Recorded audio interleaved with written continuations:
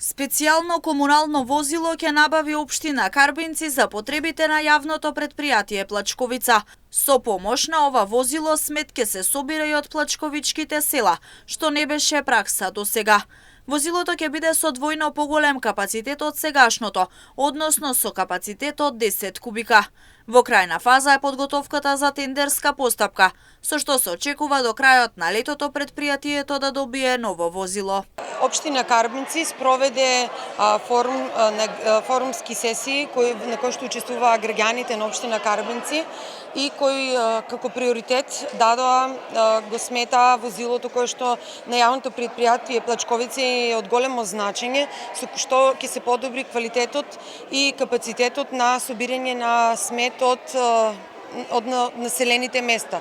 Но воедно ќе се зголеми и ќе се прошири капацитетот на собирање ѓубре и на повеќе населени места кои што досега не се опфатени. Станува збор за плачковичките населени места кои што досега не беа опфатени со програмата за собирање на смет од населените места. Во меѓувреме продолжува процесот за чистење на дивите депонии на територија на Карбинци. Коцева потенцира дека се во завршна фаза, со што се очекува местата каде некогаш се собирало ѓубре да бидат претворени во зелени површини, согласно потребите на граѓаните. Со чистењето на дивите депонии во општина Карбинци, сметот го одлагаме на претоварната станица во Штип, со што се зголемени трошоците за транспорт.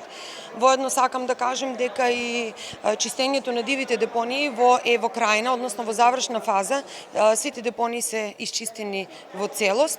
Сега следува фаза на затрупување со плодна почва и оплеменување, односно озеленување на површините кои што порано беа диви депонии.